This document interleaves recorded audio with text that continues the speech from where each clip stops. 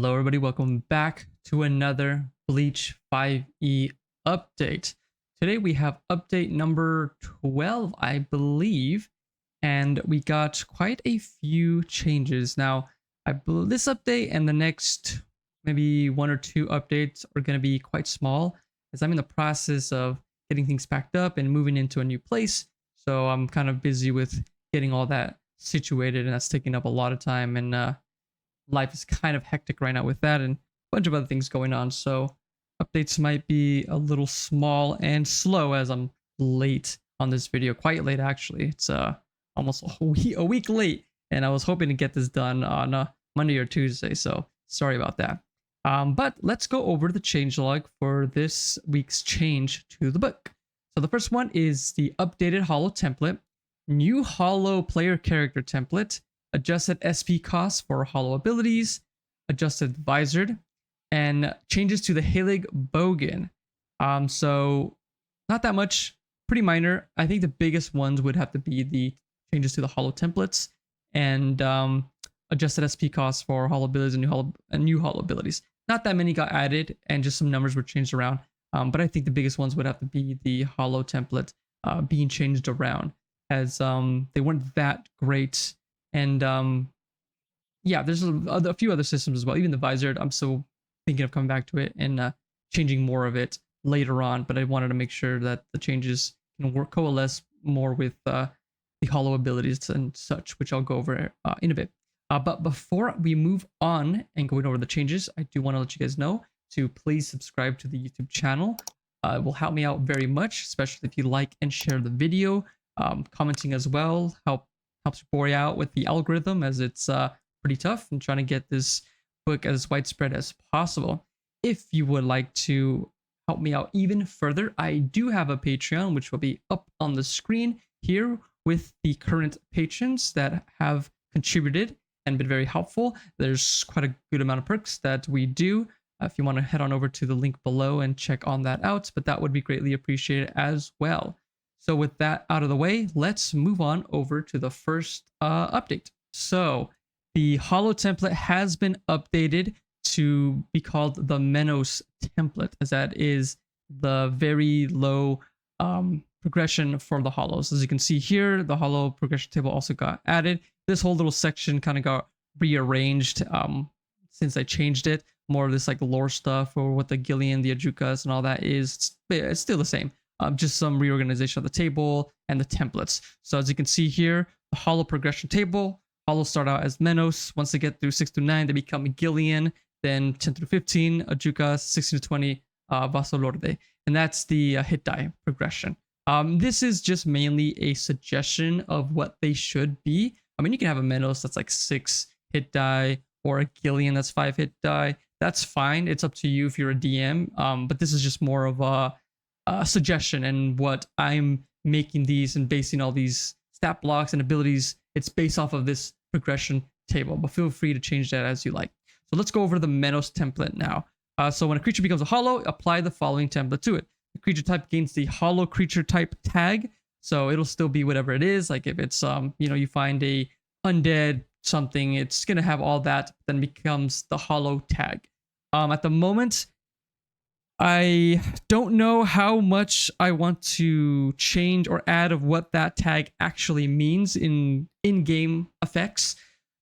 Technically, the holo are undead, but by 3.5 rules, they're considered outsiders if anyone has played 3.5. They could also be considered fiends with 5th edition. So they're a little awkward area. They're like fiends, or they could be undead. Which one are they? Certain things that we've seen undead things don't affect holo, so maybe they just read as undead, as one of the other races have that. So I'm not sure where I want to go with that. If you have any suggestions what you guys would like to see, put that in the comments below. But that's kind of where I'm at right now. They get the holo creature type tag, which at the moment won't really mean a lot. There's some abilities like I believe Slayer for the weapon enhancement. One of the armaments, they have a thing where you choose a creature type and it'll do more damage. Right at the moment, things like that is what that's gonna be affected by. Holo mass stays the same. Spell point pool. The holo gains a pool of spell points equal to the hit die total plus their proficiency bonus. They regain any spent SP on a long rest. Just some clarification on that, and including this part when they get the SP back. Ability scores. This was a new thing that got added. I know some people were stating that some of the stat blocks on some of the creatures aren't that great. So this will help make them a little bit more stronger and just help out with picking up some hollow abilities as they require some ability scores to be higher than they usually are, or higher than what the current stat block would have. Damage resistance stayed the same. Dark vision got added, as that's something that I think for sure the hollows should have. So they got dark vision. Hollow evolution. This got changed and a lot more simplified. So now it reads, the hollow must eat souls for sustenance at a minimum. It must eat a number of souls equal to the hit die per week. When it eats a soul with hit die equal to or greater than its own, its HD amount permanently increases by 1 and gains a hollow ability. So that's for just a regular hollow. And then they get a slam attack if they don't have any attacks. Humans stay the same, and unique abilities. This got changed to get a number of hollow abilities equal to its hit die plus 1 instead of just a flat 3. We now have a little helpful tag here with for DMs, feel free to adjust, modify, or ignore the hollow evolution feature as you see fit. Give the hollow NPC more or less hit die and hollow abilities as needed. Most of the time, hollows will be evolving and getting stronger off screen. So for DMs, when you are making NPCs or hollow NPCs and monsters, you don't need to follow like the evolution and the unique abilities to a T. This is just a quick and easy template to apply if you really quickly want to make a creature a hollow. As I stated here, most of the time these hollows that are like reoccurring hollows or reoccurring villains, they're going to be evolving and getting stronger off screen. The players are never going to see that, so you don't ever have to like keep track, like, okay, how many did it eat this week, how many this is so and so. You don't really have to do that. If you want to, as it's like putting some kind of timer on like the campaign, like, oh yeah, this hollow's getting stronger, guys, you know, party, you better get on it and go search after him, whatever. Sure, you know, you want to keep track of that. But other than that, you don't really need to. So just make changes and apply this template as you need it for your own needs and campaign. So next up, we're going to hollow progression. So this got updated and changed. When a hollow reaches the next stage in its evolution by acquiring the specified number of hit die listed on the hollow hit die progression table, it gains the following features or hollow abilities, whether the prerequisites are met or not, based on which evolution stage it reached. So once a Menos gets to 6, it becomes a Gillian. The base size changed to Colossus, Colossal, should change that. Any hollow abilities affecting size can be replaced. Zero, Cuman, Negacion, and Swallow Whole. Alternatively, you can use the Gillian stat block listed in Chapter 8, Friends and Foes. Haven't finished this yet. I am making just a base Gillian stat block for, you know, anything to use, and then on there it'll state like, you know, gets a bit other hollow abilities. But yeah, you add all of this. So the base changes Colossus, it gains Zero, gains Cuman, Negacion, and Swallow Whole. It'll gain all those. And then when it becomes an Ajukas, the base size changed to your choice between huge or medium. Any abilities related to size can be replaced. So if you have like, you know, you took size 2 times, that's 2 free hollow abilities. Those abilities are refunded. Intelligence and wisdom increased by 2. Negacion ability is replaced with any other hollow ability, and Sonido. And then Visored, base size changed to medium. Any abilities related to size can be replaced, and 4 hollow abilities. You still need to meet the prerequisites, obviously. Well, for those, I guess I should specify because it does say here whether they're met or not. I'm going to change that in a bit once this video goes out and you've seen it. So that's for NPC hollows. This is mainly for DMs, to what to do to them, and I'll create some when you need them. Next up, though, is the hollow player characters. This is a specific template for players who want to be hollows. So let's go through this new one here. To build a hollow player character, it is recommended to start as an Ajukas. To do so, you first choose a non-humanoid creature from the monster manual with a CR 3 or less, or another creature approved by your DM, and apply the PC hollow template to it. You may choose monsters from a different source and or from a higher CR if allowed by your DM. Let's go through the template. Creature gains the hollow creature type tag, hollow unmask, hit die. If your hit die amount is less than 10, you gain a number of hit die equal to the difference. So that means if you pick your this is mainly so for characters who want to pick something maybe not like meme-ish, but more of a, like, you want to pick a wolf, but the wolf's hit die is like 3, I believe. It's like super weak. And most of the time, this will just incentivize players to like, oh, I'm going to pick the strongest thing with the one with the most hit die at CR3 because it's just going to have better stats, better health, and so on. So this is to help that out so you can pick lower CR monsters and increase it. So if you pick a a monster like CR1 and it's got 2 hit die, that means you're going to gain 8 hit die. It's going to always put you up at 10. And then you gain, that's what that means for the first sentence. And then to increase your hit point total, you can either roll the hit die or take the average. So if it's like, hit die of 10, take the average of 5, or you can roll it to increase your maximum hit points. Next up, spell point pool. Same thing, equal to your hit die plus your pro bonus, and then regain them on a long rest. Ability score increase, same thing as the previous one. This is to help certain builds if you want to be more of a spellcaster, because a lot of times some monsters don't have really good mental scores. So this is just to help it up and boost it up if you need it, so you can get spellcasting or do any other kind of builds. Damage resistance the same, dark vision the same. Hollow evolution. Now this is slightly different from the regular NPC template. You must eat souls for sustenance at a minimum. You must eat a number of souls equal to your hit die per week. Same. When you eat a soul with hit die equal to or greater than your own, your hit die amount permanently increases by 1 and you gain 1 hollow point. These points stay with you until they are spent. Each time your hit die permanently increases from this feature, you can spend any number of hollow points to gain that many hollow abilities. So that means if you are looking at ability and you want it's like hit die 15. But as a previous stat block, every time you would increase your hit die, you get a hollow ability. Well, it's like, well, I now become like hit die, like say 14, but I don't want to spend it and I don't want to wait till, 15, or I want to bank points or bank hollow abilities. So that allows you to do so. So you can kind of bank your points if you want to do more of a late game build. So you have all those points, you're accumulating them. And then once you hit, 15, I'm going to put them all into that hollow ability and like 3 other ones to make that ability even stronger. So that helps you players bank points for later use for certain abilities. Slam, you still get this if you have no attacks. Qmon, same thing. And then unique abilities, similar to the other one, but you gain a number of hollow abilities equal to half your hit die plus 3. You can forego any number of these hollow abilities and gain that many hollow points. So say like, you pick something and you don't like any of the early game ones, same thing. All right, I'm just not going to pick any. I'm going to bank them and make them into hollow points, and then I'll choose later. So that is the current and new hollow templates for NPCs and for players. Let me know what you guys think. I think it's a pretty good start. Maybe you have to come back to this at a later time to adjust things if it's too weak or too strong, make changes accordingly. But at that point, I think it might just be the hollow abilities that get nerfed, not really the templates. So if there's anything on the template that shouldn't be here or should be added that I'm missing that you guys think hollows should have, just base wise, let me know and I'll go through and I'll change that. So put that in the comments below. But let's move on over to the next update. Hollow abilities, some points got shuffled around and changed, like amphibious, I think it was like 3 or 4 that got changed to 2 hit die. I'm not going to go through all of them, but just know that a lot of ability SP points got changed, some new abilities. I did write them on the actual changelog, but then I like to update them on 2 separate pages just to make things easier.